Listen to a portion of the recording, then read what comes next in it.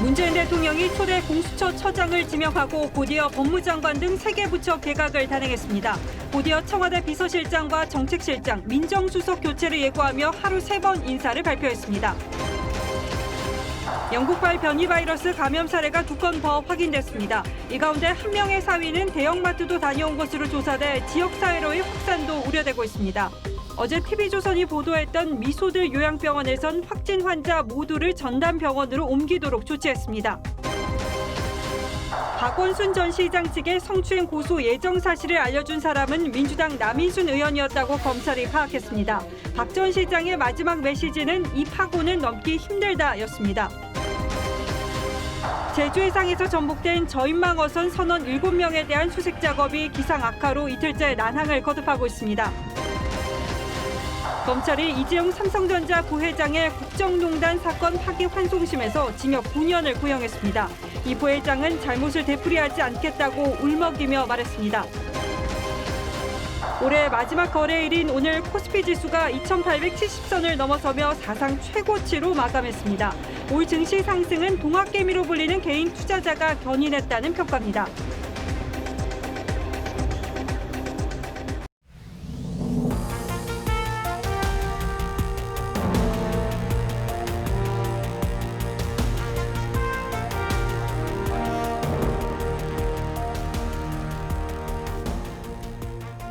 안녕하십니까. 뉴스9의 신동욱입니다.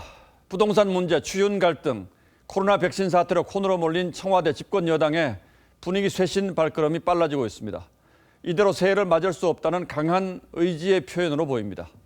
어제 새 국토부 장관 임명을 강행한 데 이어 오늘도 하루 종일 인사 발표가 잇따랐습니다.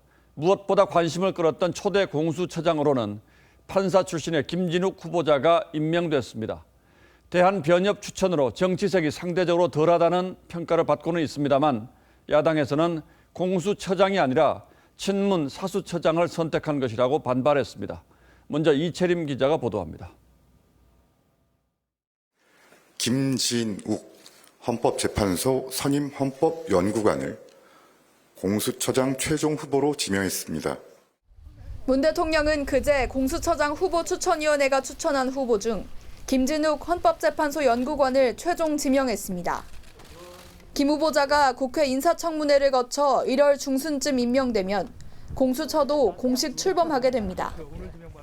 청와대는 김 후보자가 판사와 특검 특별수사관 등 다양한 경력으로 전문성과 균형감을 갖췄다고 지명 이유를 설명했습니다. 김 후보자는 공수처의 편향성 논란을 의식한 듯 야당과 국민의 우려를 잘 알고 있다고 했습니다. 공수처 출범에 대한 국민 여러분의 기대 그리고 또 걱정 잘 알고 있습니다. 제가 비록 부족한 사람이지만 국민의 검증 인사청문회 준비 최선을 다해서 하겠습니다. 야당은 김 후보자가 법무부 인권국장에 지원했던 친정부 인사라며 철저한 검증을 예고했습니다. 도덕성도 실력도 검증 안 된 묻지마 공수처는 고위공직범죄 수사처가 아니라 친문 청와대 사수처가 될 뿐입니다. 야당 추천위원들은 추천 과정이 무효라며 오늘 효력정지 가처분 소송을 냈습니다. TV조선 이채리입니다. 추미애 법무장관의 후임에는 민주당 박범계 의원이 내정됐습니다. 박 내정자는 검찰과의 안정적인 협조를 통해서 검찰개혁을 완성하라는 뜻으로 받아들인다고 밝혔습니다. 여기서 주목할 대목은 검찰과의 안정적인 협조라는 표현입니다. 불편하지만 윤석열 총장 임기까지는 함께 갈 수밖에 없는 현실을 인정한 것이고 국민들의 피로감을 의식한 발언이기도 할 겁니다. 그래서 당분간은 추윤 갈등의 후유증을 수습하는 데 주력할 것이란 전망이 나왔습니다. 이어서 최지원 기자가 보도합니다. 문재인 대통령이 추미애 법무장관 후임에 3선의 민주당 박범계 의원을 내정했습니다. 우리 사회 각종 부조리 해결과 민주주의 발전에 기여해왔습니다. 판사 출신인 박 내정자는 노무현 청와대 민정수석이던 문 대통령 밑에서 법무비서관을 지냈습니다. 윤석열 검찰총장과도 인연이 깊습니다. 사법연수원 동기로 지난 2013년 윤 총장이 국정원 댓글 사건 수사 중 징계를 받았을 땐 형이라고 부르며 애틋함을 나타냈지만 조국 사태 이후에는 날을 세웠습니다. 자세를 똑바로 해주세요. 본의원이 느낄 때 선택적 정의라고 생각합니다. 그것도 선택적 의심 아니십니까? 과거에는 안 그러셨지 않습니까? 박 내정자는 검찰개혁 완수라는 기존 기조를 유지하면서도 이른바 추윤 갈등 후유증 수습에 나설 것으로 보입니다. 문재인 대통령께서 법무부와 검찰은 안정적인 협조 관계가 되어야 하고 그것을 통해서 검찰 개혁을 이루라고. 문 대통령은 신임 환경부 장관에 삼선 의원인 민주당 한정혜 정책위의장을, 보훈처장에 아덴만의 여명작전을 지휘했던 황기철 전 해군참모총장을 지명했습니다. TV조선 최재원입니다. 청와대는 개각 발표 50분 만에 다시 브리핑을 자청했습니다. 그리고 노영민 비서실장과 김상조 정책실장, 김종호 민정수석이 일제히 사의를 표명했다고 밝혔습니다. 이 세 명의 핵심 참모진이 물러나는 뜻은 뭘지 이번에는 김보건 기자가 설명하겠습니다.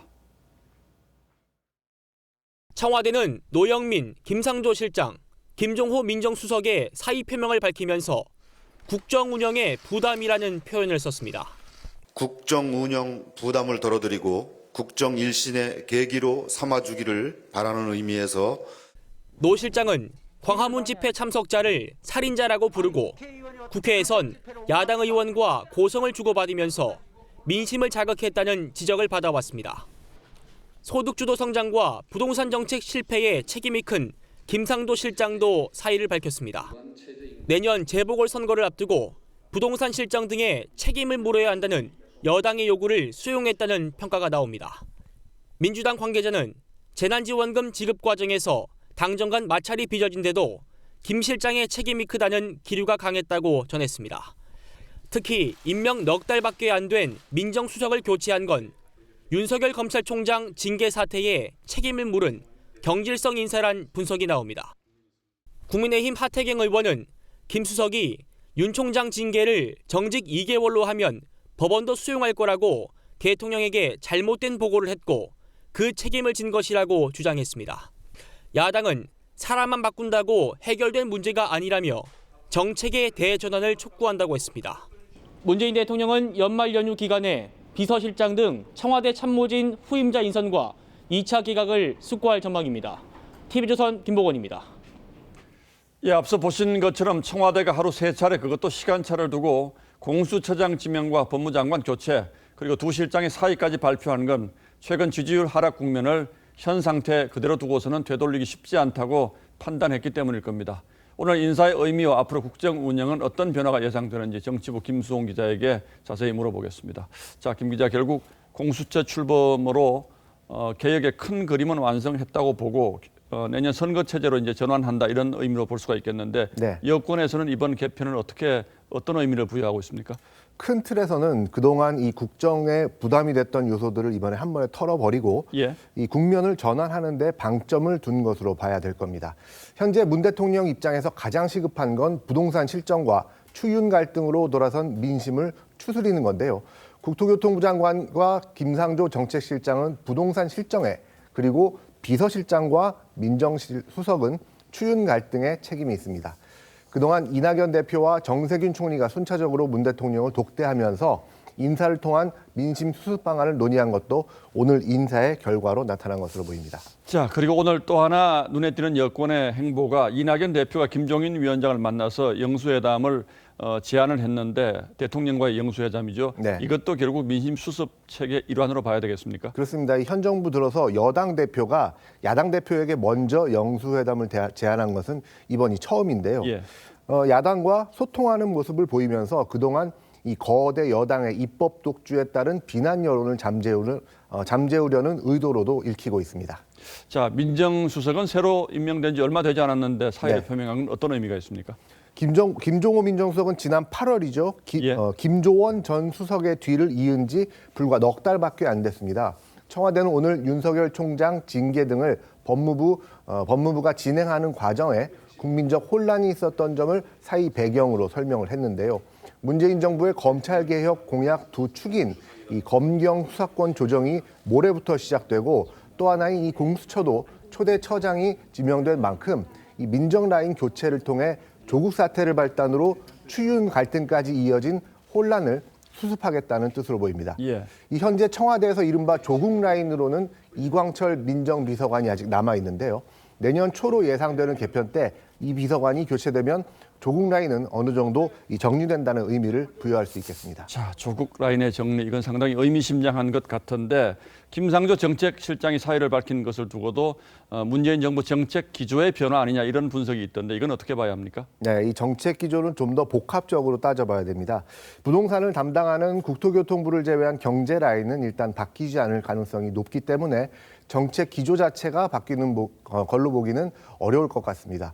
이 코로나 여파 등으로 집권 초기 소득 주도 성장 정책은 사실상 이미 유명무실한 상황이 되었기도 합니다. 예, 추미애 장관 얘기도 좀 해보죠. 내년 초에 마지막 검찰 인사 마무리하고 나간다 이런 얘기가 있는데 실제로 그렇게 취재가 되고 있습니까? 일단 현재 일정상 검사장 인사가 1월 초고요. 그리고 예. 이제 중간 간부 인사가 1월 중순, 평검사가 1월 말로 예정이 돼 있습니다. 예.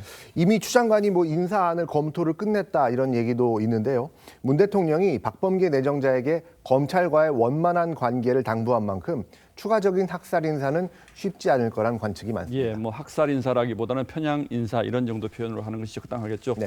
자, 공수처가 출범하면 윤석열 총장이 1호 수상이 대상이 될 거다 이런 얘기가 여권에서 그동안 많이 나왔는데 실제로 그렇게 될 가능성도 있어 보입니까? 역시 같은 맥락에서 가능성은 높지 않아 보입니다. 예. 특히 법무부가 이 징계도 실패한 문제로 윤 총장을 수사할 경우 역풍이 더 클 수 있습니다. 지금까지 해서 보듯이 윤 총장을 때리면 때릴수록 지지율만 더 높아졌기 때문에 공수처 수사가 쉽지 않을 거란 분석이 많습니다. 예, 그러니까 윤 총장과의 전쟁은 좀 휴전 상태로 들어갈 가능성이 높고 어쨌든 여당이 이렇게 이제 진영을 재정비하고 나오면 야당도 긴장을 하겠군요. 네. 예, 김수홍 기자였습니다. 잘 들었습니다.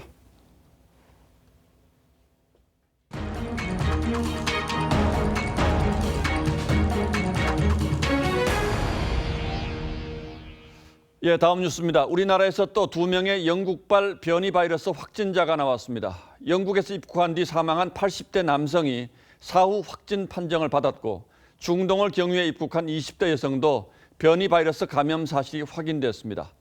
며칠 전 일가족 3명의 확진자가 발생했을 때 국내 확산 우려가 나왔는데 이로써 그 우려가 현실에 더 가까워졌습니다. 보도에 조덕현 기자입니다. 변이 바이러스 감염이 확인된 80대 남성은 지난 13일 영국에서 입국했습니다. 함께 귀국한 가족들과 자가 격리를 해왔는데 지난 26일 심정지로 숨진 뒤에야 확진 판정을 받았습니다. 이에 방역당국은 이 남성의 검체를 채취해 변이 바이러스 여부를 조사했는데 최종 변이를 확인했습니다. 이 남성과 같은 비행기를 타고 온 뒤 자택에서 함께 격리 생활을 한 부인과 딸, 그리고 앞서 입국한 사위도 확진돼 이들이 감염된 바이러스의 변이 여부도 조사 중입니다. 아직 변이 바이러스 여부에 대한 확인은 진행 중인 상황이다 이렇게 말씀드리겠습니다. 또 다른 변이 바이러스 감염자는 지난 24일 영국을 출발해 두바이를 경유해 입국한 20대 여성입니다. 이 여성은 도착 후 공항 안에서 받은 검사로 확진돼 곧바로 격리돼 치료를 받고 있습니다. 이로써 국내 변이 바이러스 감염자는 이틀 전 확인된 일가족 3명을 포함해 모두 5명으로 늘었습니다. 숨진 80대 일가족들도 같은 바이러스에 감염된 게 확인되면 8명까지 늘어나게 됩니다. 이들의 변이 바이러스 감염 여부는 다음 주 초에 확인됩니다. TV조선 조덕현입니다. 이 2명의 확진자 가운데 특히 주목해봐야 할 사람은 20대 여성입니다. 영국이나 남아공에서 바로 들어온 게 아니라 중동을 경유해서 입국했기 때문이죠. 방역 당국은 아직도 영국을 오가는 항공기만 차단하고 있어서 걱정이 커지고 있습니다. 정은혜 기자가 취재했습니다. 방역 당국이 영국발 변이 바이러스 유입 차단을 위해 내린 조치 중 하나는 하늘길 차단입니다. 하지만 영국으로 가는 여객기만 대상입니다. 20대 여성처럼 제3국을 경유할 경우 비록 자가격리를 한다지만 지역사회 노출 위험은 커질 수밖에 없습니다. 경유해서 들어오셨기 때문에 이러한 경우 어디서 감염된지는 확실히 알 수가 없는 상태고 무증상 감염자라든지 이러한 확진자들이 앞으로도 계속 나올 수 있기 때문에 철저한 검역이 필요하다고 생각합니다. 실제 80대 남성의 사위는 다른 가족들보다 한 달 이상 먼저 귀국한 뒤 나중에 입국한 가족들로부터 감염됐습니다. 이 남성은 자가격리 기간이 이미 끝난 상태라 확진되기 전 병원과 미용실, 대형마트 등을 돌아다닌 것으로 파악됐습니다. 입국 날짜는 다르더라도 이제 국내에서 가족 간의 교류가 있고 접촉하면서 감염 전파 가능성도 있기 때문에 정부는 이틀 전부터 전장 유전체 검사를 모든 해외 유입 확진자로 확대해 분석하고 있습니다. 하지만 이달 들어 추가 조치 전까지 발생한 해외 유입 환자는 800명에 육박합니다. TV조선 정은혜입니다. 미국에서도 변이 바이러스가 확인됐습니다. 예상했던 상황이고 이미 개발된 백신들이 이 변이 바이러스에도 효과가 있을 거라고 기대는 하고 있습니다만 문제는 지금의 접종 속도가 감염 속도를 따라잡지 못한다는 겁니다. 미국의 상황은 최우정 특파원이 전하겠습니다. 콜로라도주에서 영국발 변이가 보고됐습니다. 이 20대 남성은 해외여행도 다른 이들과의 밀접 접촉도 없었습니다. 변이가 지역사회에 퍼진 걸로 보입니다. We may even learn that this variant has potentially been one of the causes of the surge in the United States. I won't be surprised if we learn that in coming days. 상황은 나빠지는데 백신 접종의 속도가 못 따라갑니다.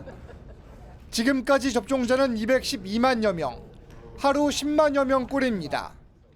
The vaccination program is moving now, if it continues to move as it is now, it's going to take years, not months, to vaccinate the American people. NBC 방송은 이대로라면 미국 전체 인구의 80%가 접종받는데 10년이 걸린다고 보도했습니다. 조 바이든 대통령 당선인은 취임한 직후부터 매일 100만 명씩 접종받게 하겠다고 말했습니다. 하지만 백신만으론 통제하기 어려운 수준이라고 전문가들은 경고했습니다. 영국은 화이자에 이어 아스트라제네카 백신의 긴급 사용도 승인했습니다. 워싱턴에서 TV조선 최우정입니다. 이런 가운데 국내 코로나19 신규 확진자는 이틀 연속 1,000명을 넘었습니다. 특히 요양병원 같은 취약시설의 집단 감염이 계속 이어지고 있고 코호트 격리된 요양병원의 심각한 내부 상황이 알려지면서 충격을 주기도 했습니다. 정부가 일단 오늘 서울 구로구 미소들 요양병원에 코호트 격리를 해제하고 환자를 전문 병원으로 옮기기 시작했습니다. 황병준 기자가 보도합니다. 머리부터 발끝까지 침대보에 덮인 환자가 들것에 실려 나옵니다. 날이 너무 추우니까 헤엄치느라 이렇게 오면 위험하니까. 구로구의 요양병원에 내려졌던 코호트 격리가 보름 만에 사실상 해제되면서 환자들이 다른 곳으로 옮겨지고 있는 겁니다. 방역당국은 확진자가 190명까지 늘어난 뒤에야 감염 관리가 어렵다고 판단했습니다. 해당 병원에 남아있는 37명의 확진자는 모두 전원시킬 계획이며 확진되지 않은 환자들을 위해선 의료진 34명도 지원하기로 했습니다. 중수보는 요양시설 등에서 집단 감염이 발생하면 직접 대응팀을 현장에 파견해 코호트 격리와 의료진 지원 여부 등을 결정하기로 했습니다. 정부가 요양시설 관련 대책을 내놨지만 취약시설 집단 감염은 오늘도 잇따랐습니다. 서울 구로구의 한 산후조리원에선 산모와 신생아, 직원 등 11명이 감염됐습니다. 구로구 보건소와 역학조사 및 접촉자 조사를 실시 중이며 해당 현장에는 긴급 방역을 실시하였으며 시설은 임시 폐쇄하였습니다. 동대문구의 한 노인시설에서도 28명의 감염자가 나왔습니다. TV조선 황병준입니다. 코로나 사망자도 들쑥날쑥하긴 하지만 벌써 보름 연속으로 두 자릿수를 유지하고 있습니다. 어제 40명에 이어 오늘은 20명이 또 숨졌습니다. 오늘은 코로나 사망자와 관련한 궁금증을 따져보겠습니다. 자, 윤설기 기자, 먼저 그동안 얼마나 숨졌는지 사망자 추이부터 보여주시죠. 네, 이달 들어 열흘 동안 몇 명이 사망했는지 누적 사망자 수를 보시면요. 1일부터 10일까지 38명, 그 다음 열흘이 110명, 최근 열흘이 205명으로 집계돼 이달 초보다 5배 넘게 증가했습니다. 예. 12월 총 사망자는 353명으로 전체 사망자 가운데 40%인데요. 사망자 10명 중 4명이 이번 달에 나왔다는 얘기죠. 예, 그러니까 추세는 사망자가 급격하게 늘고 있다 이런 얘기인데 이번 달 들어서 사망자가 급증한 이유는 뭡니까? 네, 고령 환자가 폭발적으로 늘었기 때문입니다. 전체 사망자의 95%가 60세 이상에서 나오기 때문에 고령층 환자가 는다는 건 사망자 증가와 직접적으로 관련이 있죠. 일일 확진자 수가 비슷했던 지난 2월과 이번 달을 비교하면 그 차이가 분명한데요. 2월에는 확진자 중 60세 이상 비율이 19%였는데 이번 달은 28%로 보시다시피 증가했습니다. 그 결과 사망자가 크게 늘어난 걸로 나타났죠. 지금 상황이 과거 유행 때보다 더 위험하다는 뜻이기도 합니다. 예. 초반기에는 그 젊은 사람 중심의 전파들이 이루어졌기 때문에 사망자가 급격하게 늘지 않았었거든요. 그런데 이 유행이 퍼져나가면서 감염에 가장 취약한 분들이 이제 결국 예, 그리고 요양병원도 논란이죠. 과거에도 요양병원 코호트 격리가 없었던 것은 아닌데 최근 들어서 이 요양병원에서 확진자가 폭발적으로 나오는 건 왜 그렇습니까? 네, 최근 들어 요양병원, 요양시설의 집단 감염이 전국적으로 또 동시다발적으로 발생하고 있다는 점이 가장 큰 문제입니다. 과거 신천지 사태 때는 이 한 곳만 집중적으로 관리하면 됐지만 지금은 그게 불가능한 상황이라는 거죠. 왜 이런 상황을 미리 대비하지 못했는지 전문가 진단 들어보실까요? 예. 요양병원들 중에서는 조환실이 없는 건 대부분이고 환자들을 그냥 방치하는 거예요. 포기하는 거고. 의료 체계가 하나씩 약한 곳에서부터 붕괴되는 거예요.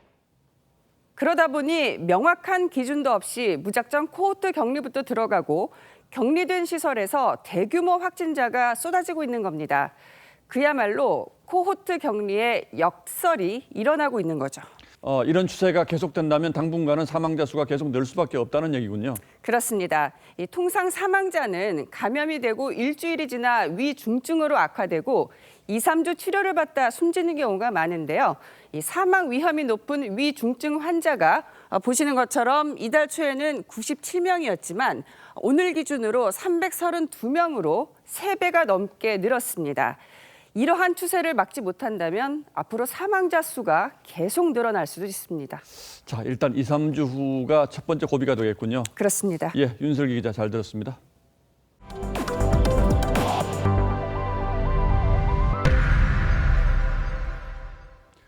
지금까지 5달 넘게 고 박원순 전 시장 성추행 의혹 사건을 수사해온 경찰이 어제 진상규명 없이 사실상 수사를 마무리했는데 검찰이 주고 있던 성추행 피소 사실 유출 의혹 사건의 수사 결과 발표를 통해서 박 전 시장의 사망 전후 과정이 자세히 드러났습니다.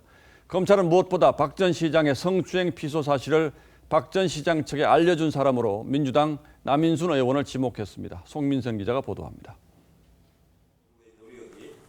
지난 7월 고 박원순 전 서울시장 측에게 피소 사실을 알려준 의혹이 불거지자 남인순 더불어민주당 의원은 강하게 부인했습니다. 저는 박원순 시장에 대한 피소 사실을 몰랐습니다. 피소 상황을 알려줬다는 일부 언론의 보도는 사실이 아닙니다. 검찰 수사 결과 남 의원 말처럼 성추행 피소 사실은 아니었지만 피소 예정이라는 사실이 남 의원의 입을 통해 박 시장 측에 전달된 정황이 포착됐습니다. 지난 7월 7일 피해자 측 변호인인 김재련 변호사가 알고 지내던 시민단체 대표에게 피해자 지원 요청 차원에서 고소장 접수를 예고한 게 확인이 됐습니다. 이 시민단체 대표가 공동대응을 위해 다른 시민단체 대표에게 전달하는 과정에서 한 여성단체 공동대표가 남인순 더불어민주당 의원에게 귀띔해줬다고 검찰은 판단했습니다. 남 의원은 곧바로 임순영 서울시 젠더특보에게 박 시장 관련 불미스러운 얘기가 돈다는 취지로 알렸고 임 특보는 7월 8일 오후 3시 박 전 시장과 독대에 불미스러운 얘기가 돈다고 알렸던 것으로 파악됐습니다. 시민사회단체에선 피해자 보호가 최우선인 여성단체가 본분을 망각했다는 비판도 나왔습니다. 검찰은 공무상 비밀누설 혐의 등으로 고발된 청와대와 경찰, 검찰 관계자들에 대해선 무혐의 처분했습니다. TV조선 송민선입니다. 예, 검찰 수사로 밝혀진 관련 내용 계속 이어가겠습니다. 참모로부터 성추행과 관련한 문제 제기가 있을 것이라는 이야기를 처음 들은 시점으로부터 24시간이 지난 뒤에 박원순 전 시장의 휴대전화 신호는 끊겼습니다. 이 하루 동안 박 시장은 피해자와의 문자가 문제 소지가 있을 수 있다고 시인하는 취지의 말을 했고 참모에게 극단적인 선택을 암시하는 메시지도 보낸 것으로 검찰 수사 결과 확인됐습니다. 이어서 이재중 기자가 보도합니다. 지난 7월 9일 오전 10시 44분 모든 분들에게 죄송하다는 메모를 남기고 서울 가회동 공관을 나선 박원순 전 서울시장. 오후 1시 24분 임순영 젠더특보에게 아무래도 이 파고는 내가 넘기 힘들 것 같다는 텔레그램 메시지를 보냈습니다. 이어 오성규 비서실장에게 전화로 이 모든 걸 감당하기 버겁다고 했고 2시간 뒤 박 시장의 휴대전화 신호는 끊겼습니다. 박 시장이 전 비서실 여직원으로부터 미투 고소 움직임을 포착한 건 실종 전날인 지난 7월 8일 오후 3시. 임순영 젠더특보로부터 불미스러운 얘기가 돈다는 얘기를 들은 지 8시간 만인 같은 날 밤 11시. 박 시장은 공관에서 임 특보에게 피해자와 문자를 주고받은 것이 있는데 문제를 삼으면 문제가 될 소지가 있다며 시인하는 취지의 말을 했다는 게 검찰이 파악한 내용입니다. 이후 휴대전화 신호가 끊긴 지난 7월 9일 오후 3시 39분까지 만 하루 동안 박 시장은 급격한 심경 변화를 겪은 것으로 보입니다. 피해자 측은 오늘 입장을 내고 박 시장이 피해자가 누구인지 스스로 알고 있었다며 은폐하고 침묵해온 거대한 부정의를 규탄한다고 강조했습니다. TV조선 이재중입니다. 제주 앞바다에서 어선이 뒤집혀서 선원 7명이 실종됐습니다. 오늘 새벽까지도 생존 신호를 보낸 상황이어서 1분 1초가 시급한 상황인데요. 거친 파도로 수색에 어려움을 겪고 있습니다. 오선열 기자입니다. 해경 잠수 요원이 뒤집힌 어선에 접근을 시도합니다. 전사 2명 있어요. 비바람 속에서 5m 높이의 파도가 몰아쳐 구조에 애를 먹습니다. 아무것도 안 보여요. 아무것도 안 보여. 어제 저녁 7시 40분쯤 제주 앞바다에서 39톤급 어선이 뒤집혔습니다. 한국인 선원 4명과 인도네시아인 선원 등 7명이 실종됐습니다. 해경 구조대가 어젯밤 9시 10분쯤 도착해 망치를 두드렸더니 뒤집힌 배 안에서 생존 반응이 나왔습니다. 선원들의 생존 반응은 오늘 새벽 3시 15분까지 8시간 동안 이어졌습니다. 그 사이 구조대가 8차례 진입을 시도했지만 실패했고 오히려 거친 파도에 구조대원 2명이 다쳤습니다. 뒤집힌 어선은 파도에 2km 정도 떠밀려가다 새벽 3시 50분쯤 제주항 방파제와 충돌하며 부서졌습니다. 높은 파도와 초속 16에서 18m의 강한 바람 및 심한 와류, 전복 선박 주변에 그물이 약 30m까지 산재되어 있어 구조대원이 선내 진입하기에 불가하였고 해경은 항공기와 함정 10대를 투입해 이틀째 야간 수색에 나서고 파도가 낮아지면 수중 수색도 재개할 방침입니다. TV조선 오순열입니다. 철길을 달리던 화물열차가 작업 중이던 굴착기와 충돌해서 근로자 2명이 숨졌습니다. 예정 작업 시간보다 5분 먼저 공사가 시작되면서 사고가 벌어졌는데요. 전후 상황 구자연 기자가 취재했습니다. 사고 현장에서 부서진 굴착기가 철길 위에 쓰러져 있습니다. 화물열차와 굴착기 충돌 사고는 오늘 새벽 2시 55분쯤 충남 천안 경부선 소정리역 인근 4km 지점에서 일어났습니다. 이 사고로 굴착기 기사 A씨와 현장 근로자 B씨 등 2명이 숨졌습니다.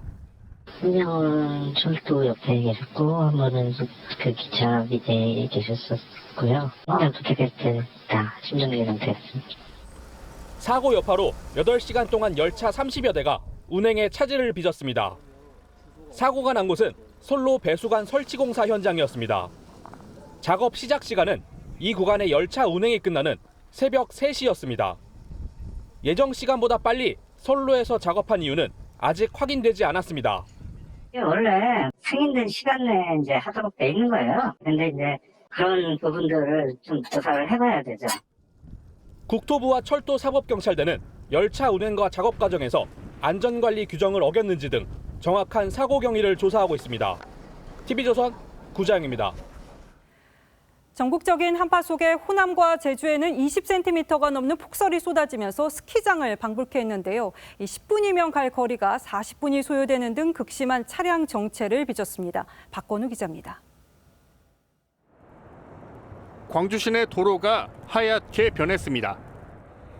출근길에 나선 자동차는 엉금엉금 기어갑니다. 한 10분이면 출근할 수 있는 거리인데 한 40분 걸려서 출근을 했거든요. 자동차 바퀴가 연신 헛돌고 급히 차를 세우고 바퀴에 월동 장비를 장착하느라 분주합니다. 쌓인 눈이 강추위에 다져지고 얼어붙어 도로는 온통 빙판길로 변했습니다. 3년 만에 대설경보가 내려진 광주에는 오늘 17.6cm 눈이 쌓였습니다. 제설 차량 85대가 긴급 투입됐지만 얼어붙은 눈길에 차량이 뒤엉키면서 광주 시내 도로 177곳 474km 구간 곳곳에서 정체가 빚어졌습니다.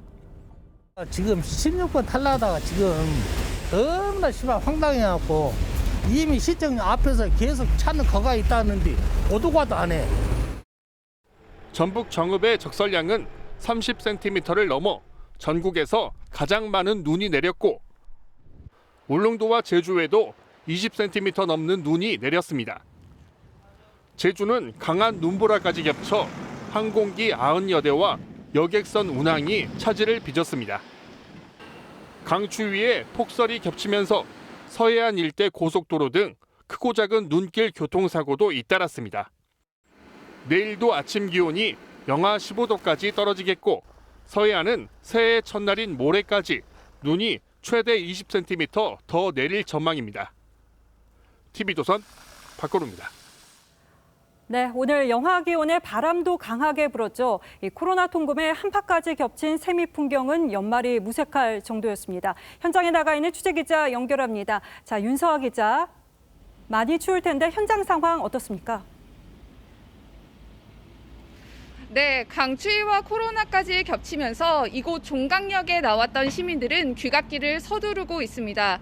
현재 서울의 기온은 영하 10도를 가리키고 있지만 초속 10m가 넘는 칼바람에 체감 온도는 영하 16도까지 뚝 떨어졌습니다. 예전 같았으면 연말연시 모임으로 붐볐을 종각거리지만 코로나 통금과 한파에 이전 같지는 않은 분위기입니다. 올해 마지막 출근길인 내일 아침도 강추위는 계속됩니다.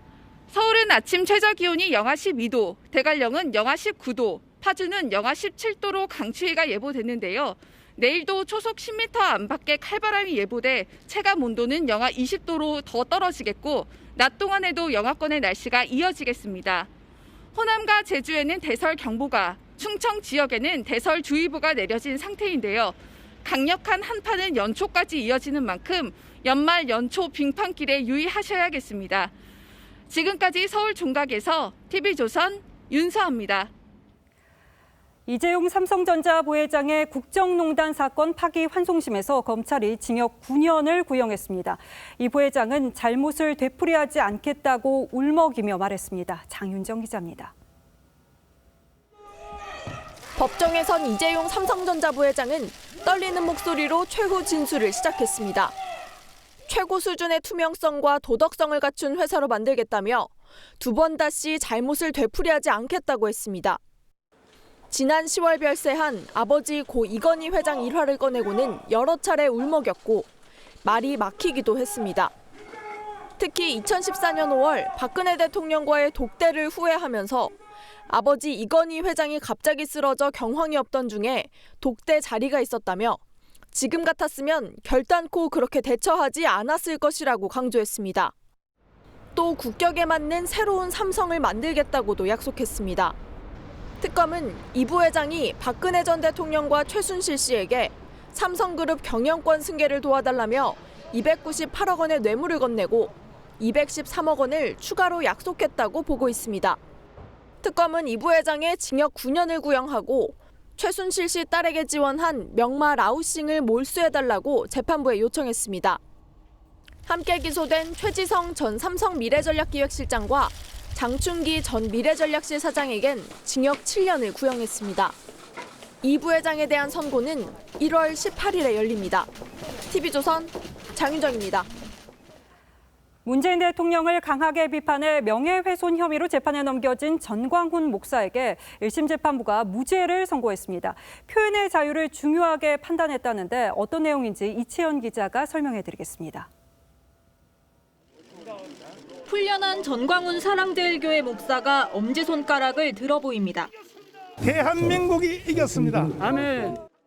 전 목사는 지난해 한 집회에서 문재인 대통령을 간첩이라고 표현했고 대한민국의 공산화를 시도했다고 말했다가 명예훼손 혐의로 기소됐습니다. 또 총선에서 자유우파 정당을 지지해달라고 공개적으로 말해 선거법 위반 혐의도 추가됐습니다. 하지만 1심 재판부는 표현의 자유는 민주사회 근간이고 제한 법령은 엄격하게 적용해야 한다며 두 혐의 모두 죄가 안 된다고 판단했습니다. 특히 문 대통령 간첩 발언은 공적 인물인 대통령을 비판하는 취지에서 나온 과장된 표현이라고 했고 전 목사가 특정 후보자를 뽑으라고 한 게 아니라며 선거법 위반 혐의도 무죄로 봤습니다. 이에 대해 민주당은 극우적 언동에 면죄부를 준 판결이라며 1심 재판부를 비판했습니다. TV조선 이채연입니다. 동부구치소 관련 확진자가 현재까지 800명에 육박하는 상황입니다. 오늘 또 전수검사에 들어가서 더 늘어날 것으로 전망되는데 열흘도 안 돼서 전체 수용자의 3분의 1이 확진되기까지 대체 무슨 일이 벌어졌던 건지, 기본 방역 수칙인 마스크 착용은 잘 이루어졌던 건지 여기에 오늘의 포커스를 맞췄습니다. 집단 감염이 발생한 서울 동부구치소.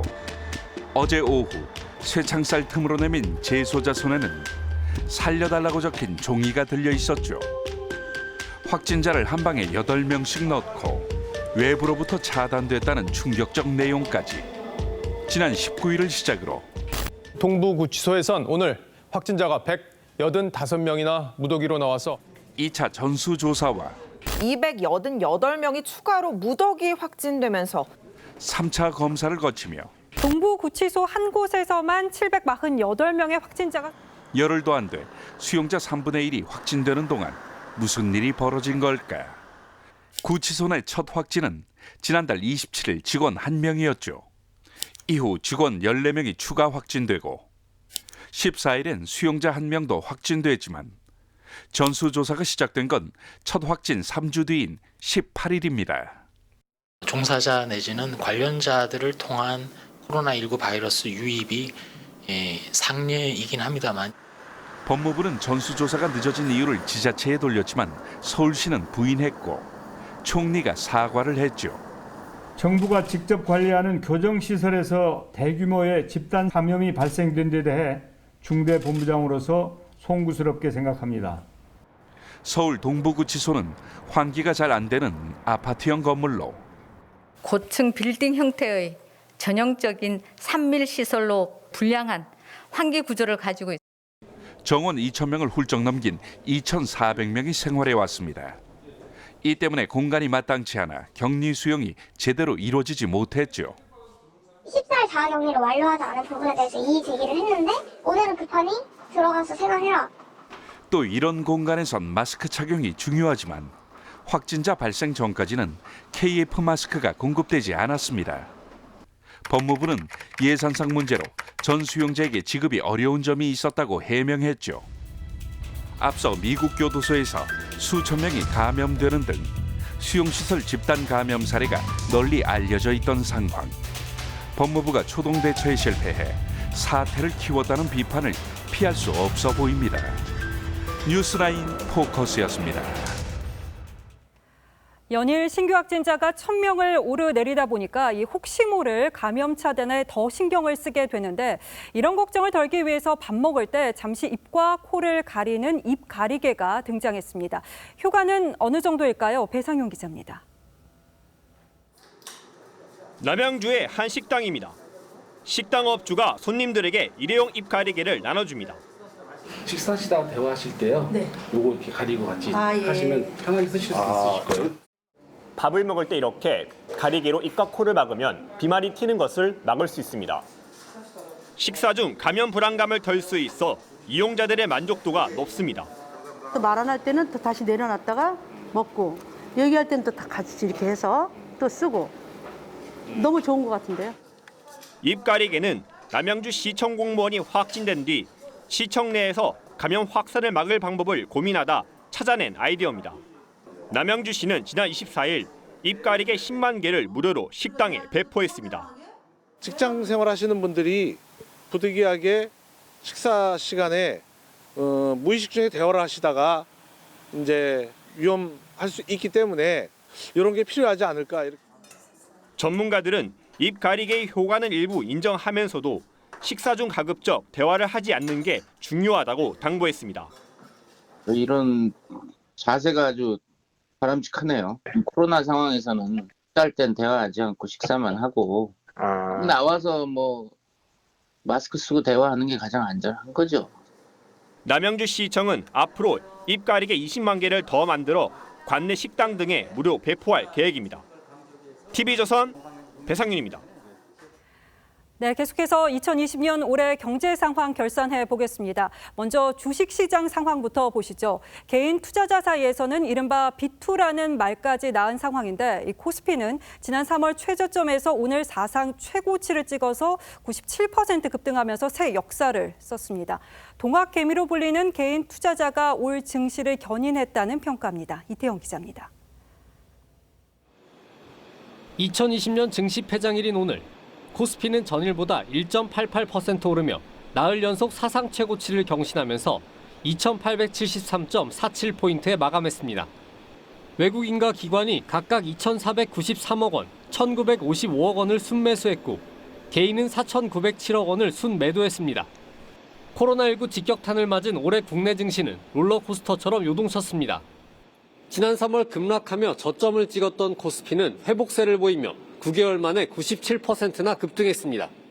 삼성전자는 8만 원을 돌파했고 LG와 셀트리온, 네이버 등 시총 10위권 내의 대형주들도 줄줄이 최고가를 다시 썼습니다.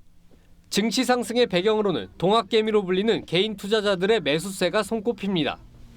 코스피 시장에서 외국인과 기관이 각각 24조, 25조 원을 팔았지만 개인은 47조 원을 사들여 지수 상승을 이끌었습니다. 풍부하게 유동성이 공급되고 있는 이런 모습들, 개인 투자자들로서도 이런 상황에서는 적극적으로 자금을 주식시장으로 끌고 들어올. 전문가들은 단기 급등에 따른 조정 가능성도 있어 빚을 내서 하는 투자는 경계해야 한다고 당부했습니다. 2021년 새해 증시는 다음 달 4일에 개장합니다. TV조선 이태용입니다. 코로나는 재계 주식 보호 판도도 크게 뒤흔들었습니다. 주로 IT 기업 위주인 창업 1세대가 전통 대기업을 위협할 정도로 급성장했고 이 대기업은 코로나 위기 국면에서 오너 3, 4세로 바통을 넘겼습니다. 김자민 기자입니다.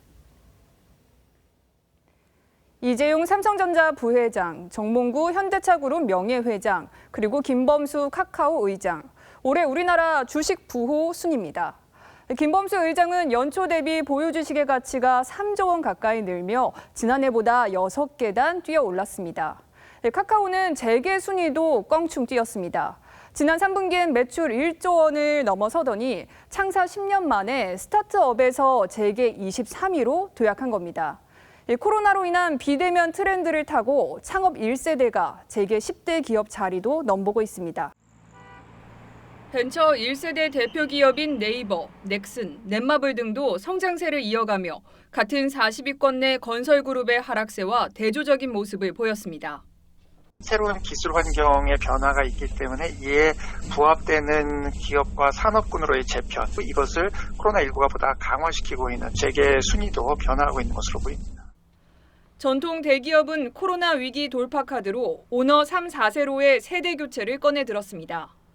현대차그룹은 20년 만에 총수 교체를 단행했고 한화는 김승현 회장 장남인 김동관 부사장을 사장으로 승진시키며 사실상 3세 경영에 돌입했습니다. TV조선 김자민입니다. 코로나 바이러스가 국내에 유입된 지 346일째입니다. 예상치 못한 장기전을 버텨낼 수 있었던 건 은퇴를 또 퇴직을, 휴직을 반납하고 자원봉사에 나선 이들이 있어서 가능했습니다. 정준영 기자가 만났습니다. 방호복과 고글로 온몸을 감쌌지만 환하게 웃는 얼굴에도 초록색 위생장갑 속에도 세월의 흔적이 가득합니다. 25년 차 임상병리사로 은퇴한 지 9년 만에 코로나 선별진료소로 출근을 시작한 73 박연수 씨입니다. 하루에 1,000명도 와가지고 굉장히 감당하기 나라도 나서서 좀 도움이 조금이라도 도움이 좀 될까 해서. 무료 진료를 하느라 돈 못 버는 내과 의사라며 동네에서 마천동 슈바이처라는 별명까지 붙은 서대원 씨. 지난 3월 이후 개인 병원을 돌보는 시간보다 송파 보건소에서 보내는 시간이 점점 많아졌습니다. 힘들어지고 이제 지칠 때 이제 저희 의사회에서 민간 의료들이 조금 도움을 드린다면.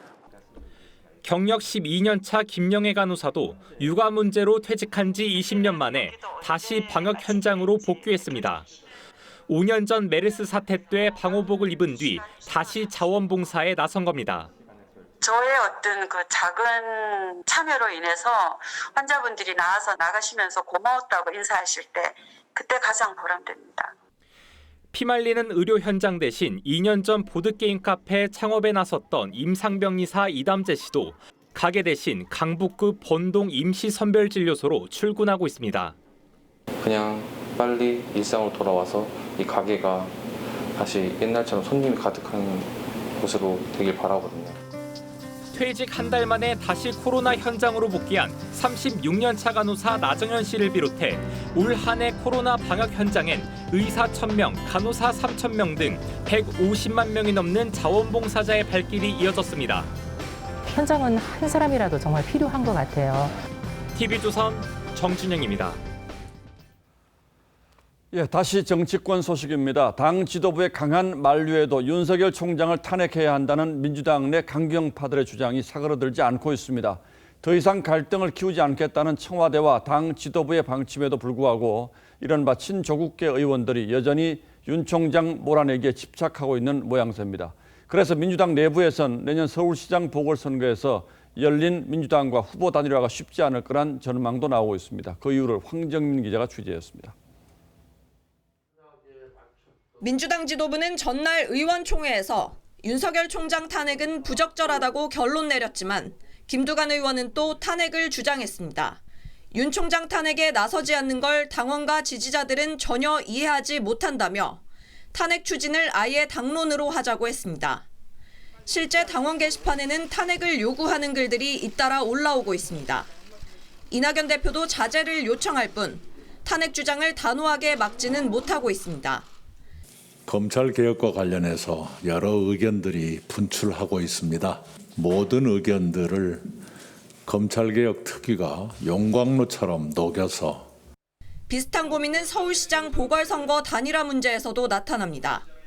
우상호 의원이 열린 민주당과의 당대당 통합을 요구했지만 지도부는 관련 논의가 없다며 선을 긋고 있습니다. 조국 이슈가 부담인 민주당으로선 조국 수호를 기치로 내건 열린민주당과의 연대가 조심스럽기 때문입니다. 핵심 지지층의 요구를 외면해선 안 된다는 주장과 중도층 이탈을 막아야 한다는 목소리는 재보궐선거가 다가올수록 더 첨예하게 대립할 것으로 보입니다. TV조선 황정민입니다. 이른바 체육 대통령을 뽑는 대한체육회장 선거가 오늘부터 공식 선거운동에 돌입했는데요. 시작부터 상호 비방이 이어졌습니다. 이다솜 기자입니다. 3파전으로 굳어지는 듯했던 제41대 대한체육선거회장. 그런데 후보 등록 마감 4분 전인 어제 오후 5시 56분 이종걸 민화협 의장이 전격 불출마 선언을 뒤집었습니다. 지난 28일 출마 선언 뒤 강신욱 후보를 돕겠다며 하루 만에 출마를 철회해 논란을 일으켰는데 반나절 만에 다시 출마를 선언한 겁니다. 4선 의원, 5선 의원 등 정치인들의 도전 속 선거 흐름도 정치판을 닮아가고 있습니다. 시작부터 반이기응을 외치며 후보들의 단일화 여부가 가장 큰 쟁점으로 떠올랐고 이 과정에서 서로에 대한 비방이 난무했습니다. 어제까지 논의됐던 후보의 단일화는 한 사람의 배신으로서 중단되고 결국 사자구도가 되며 이기응 후보가 더 유리해졌다는 평가가 나오는 가운데 등록 하루 전날 갑자기 회장에 출마한다. 그러면 우리 체육인들의 자존감이 제가 알기로는 많이 상했을 거라고 생각합니다. 이른바 야권 후보들도 단일화 여지를 남겨두고 있어 선거 막판까지 정책 싸움은 뒤로 밀릴 가능성이 높습니다. 선거일은 다음 달 18일, 선거인단은 대한체육회 대의원, 회원 종목 단체 등에서 무작위로 선정된 2,170명이며 모바일 투표로 실시될 예정입니다. TV조선 이다솜입니다. 영화 아바타의 배경이 된 플리트 비체입니다. 이런 아름다운 경관이 많은 지중해 연안국 크로아티아에서 엄청난 지진이 발생했습니다. 도시의 절반이 무너져 내렸습니다. 유혜림 기자입니다. 시장이 피해를 설명하는 기자회견을 하던 중에 여진이 밀려오고 모두 중심을 잃고 쓰러집니다. 현장 기자들도 혼비백산 달아나고 주지사도 회견을 하다 말고 대피합니다.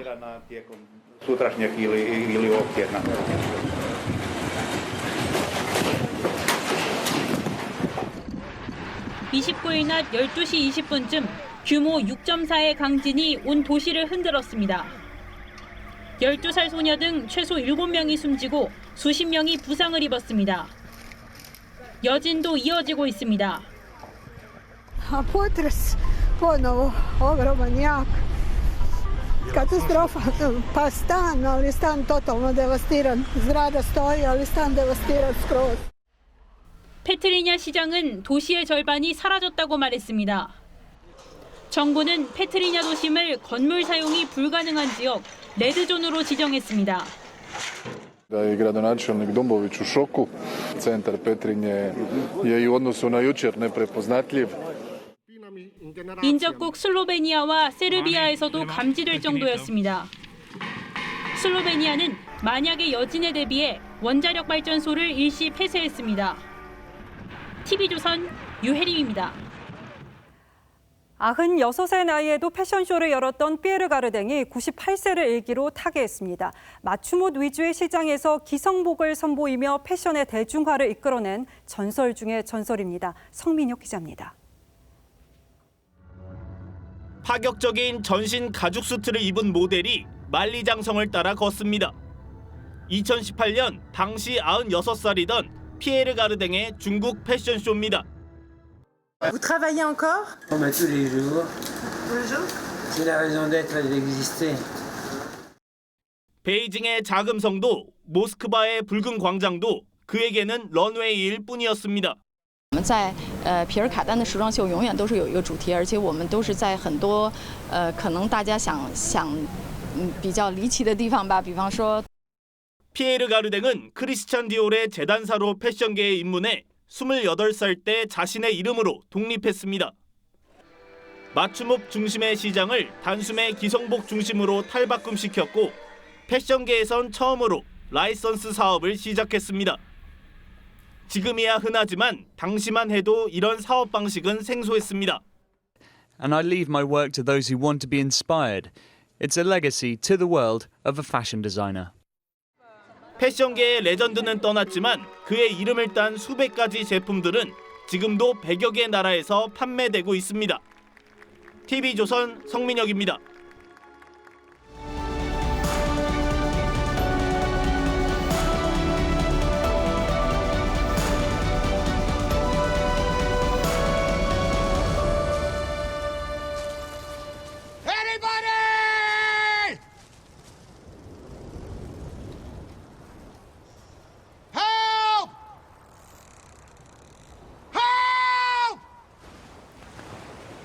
무인도에 표류한 톰 행크스가 해변에 살려달라는 글자를 그려봅니다.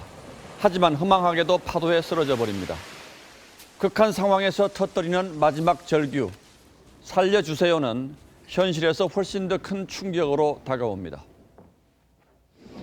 Please, to save me. 저를 살려주시죠. Please save my life. 저희 생명을 살려주시죠. 하지만 그는 식물 인간이 돼서야 암흑천지에서 벗어날 수 있었고 이내 숨졌습니다. 불이요, 살려주세요. 집을 지키던 어린 형제 119 신고만큼 참담한 목소리도 드물 겁니다. 그리고 이런 살려주세요도 있습니다. 의원님들 살려주십시오. 한번 하세요, 예산. 이 한 장의 사진, 대명천지 천만 거대 도시 서울의 법조타운에서 이런 장면을 보게 될 줄은 몰랐습니다. 동부구치소에서 철창 밖으로 흔드는 재소자의 손글씨가 처절합니다. 20일 넘도록 사실상 방치된 끝에 벌어진 재앙이죠. 그 사이 재소자들은 영치금으로 마스크를 사고 그 돈도 없으면 헝겊으로 만들어 썼다고 합니다. 아직 손에 쥐지도 못한 백신을 북한에 보내주자고 하면서 정부는 예산이 없어서 마스크를 충분히 못 줬다고 했습니다. 환자들과 의사와 간호사와 모든 사람들은 이 침몰하는 배에 갇혀 있는 거랑 마찬가지입니다. 통째로 차단 격리된 요양시설 사람들의 처지는 차마 들을 수가 없게 비참했습니다. 승객들을 가두었던 일본 요코하마의 크루즈선을 세계는 수상 감옥이라고 불렀습니다. 거기에 비하면 우리 구치소와 요양시설은 바이러스 배양 접시라고 할 비극적 지경입니다. 그 지경이 되도록 추미애 법무장관은 동부구치소를 일절 언급하지 않다가 총리가 사과하고 나서야 비로소 찾아갔습니다. 올해 초 소년원에서 엄마 장관을 자처하며 세배받던 장면이 그래서 또 떠오릅니다. 그리고 어제 이렇게 법원과 윤석열 총장을 또다시 거론했습니다. 직을 시작하면서부터 마지막까지 생각이 온통 어디에 가 있었는지 그리고 그것이 어떤 비극을 잉태했는지 이제는 깨달았을까요? 하지만 올 한 해 살려주세요라는 비명이 터져나오는 곳이 어디 코로나 지옥뿐이었겠습니까? 집값, 전셋값은 한없이 뛰고 세금 폭탄은 퍼붓고 자영업자들은 생존의 벼랑 끝에 서고 날만 새면 편가르기와 정오의 삿대질이 난무하고 교수신문이 선정한 올해 사자성어 아시타비와 후안무치, 그게 바로 올 한 해를 각자 도생으로 버티고 살아낸 국민이 아수라 정치판을 바라보는 마음일 겁니다. 12월 30일 앵커의 시선은 살려주세요 2020이었습니다.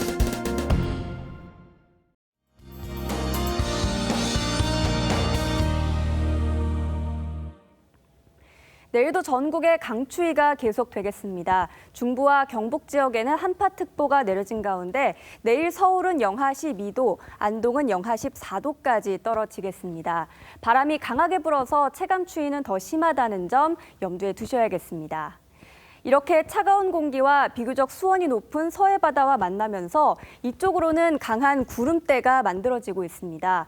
충남 서해안과 전라도를 중심으로 모레까지 15cm가 넘게 쌓이겠습니다. 한편 제주 어선이 전복되는 사고가 있었는데요. 제주를 비롯한 모든 해상 상황이 좋지 않습니다. 파고가 최고 6m까지 거세게 일겠습니다. 또 내일은 올해 마지막 날이기도 한데요. 서쪽에서는 해넘이를 보기가 힘들겠고요. 동쪽 내륙에서는 구름 사이로 볼 수 있겠습니다. 사회적 거리 두기 철저히 지키셔야겠고요. 연초에도 강추위는 계속되겠습니다. 날씨였습니다. 12월 30일 뉴스나인은 여기서 모두 마치겠습니다. 시청해주신 여러분 고맙습니다.